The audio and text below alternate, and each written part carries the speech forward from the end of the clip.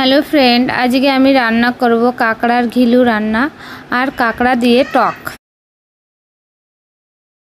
কাঁকড়া থেকে যে ঘিলু বের করা হয় সেটা বের করে রান্না করব আর টক রান্না করব।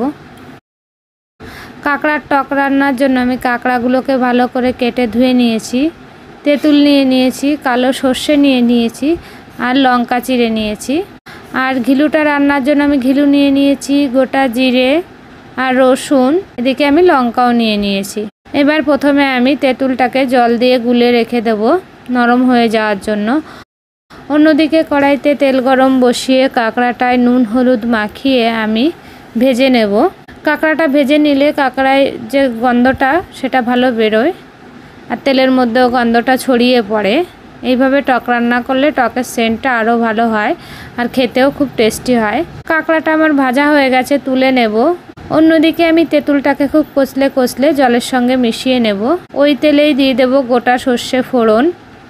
সর্ষেটা ফুটে উঠলে তারপরে লঙ্কা দেবেন, নাইলে সর্ষের গন্ধটা ছড়িয়ে পড়বে না। সর্ষের গন্ধ না লাগলে ভালো লাগে না। এবার তেঁতুলের যে গোলাটা আমি করে রেখেছিলাম সেটাকে আমি দিয়ে দিলাম। তেঁতুল গোলাটার মধ্যে আমি সামান্য হলুদ আর লবণ দিয়ে দেব। এবার জলটাকে আমি ফুটতে দেব ভালোভাবে।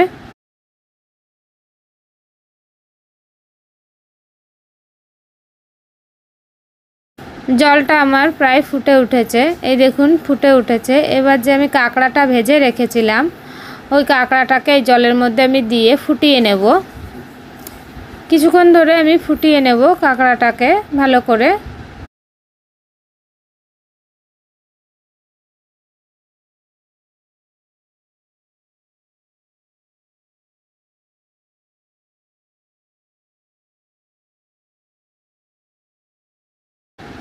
এবার আমি কাঁকড়ার এই টকের মধ্যে আমি সামান্য চিনি দিয়ে দেবো। চিনিটা আমি আগে দেখাতে পারিনি, চিনি দিলে ব্যালেন্সটা ঠিক থাকে। এবার আপনারা চিনি না চাইলে শুধু টক খেতে চাইলেও দেবেন না চিনি, তবে আমি চিনি একটু দিয়েছি টক মিষ্টি খাবো বলে। রান্নাটা আমার প্রায় হয়ে গেছে, একটু গাঢ় গাঢ় হয়ে গেলেই আমি এটাকে নামিয়ে নেব। এটা আমার হয়ে গেছে, এটাকে আমি নামিয়ে নেব। অন্যদিকে কড়াইতে তেল গরম বসিয়ে দিয়েছি, গোটা জিরে ফোড়ন দিয়ে দেবো, কাঁচা লঙ্কা দিয়ে দেবো, লঙ্কাগুলো একটু চিড়ে দেবেন। রসুন থেতো করে নিয়েছি, রসুনটাকে দিয়ে দেব। এবার এটাকে একটু নেড়ে দেব, নেড়ে একটু ভেজে নেব সামান্য।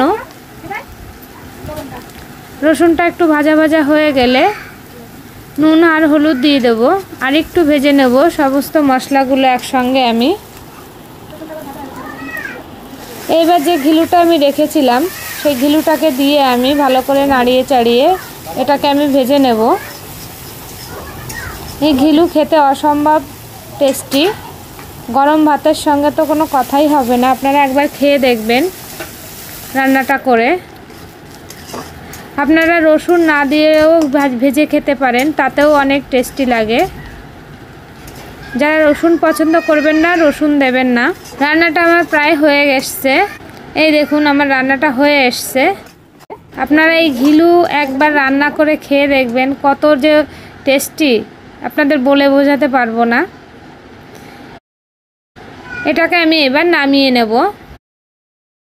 আমার দুটো রান্নাই রেডি হয়ে গেছে, এদিকে কাঁকড়ার টক রান্না আর এদিকে কাঁকড়ার ঘিলু রান্না। এই রান্নাটা যদি ভালো লাগে আমার চ্যানেলটিকে সাবস্ক্রাইব করবেন, লাইক করবেন, কমেন্ট করবেন। আর রান্নাটা দেখার জন্য আপনাদের সবাইকে অসংখ্য ধন্যবাদ।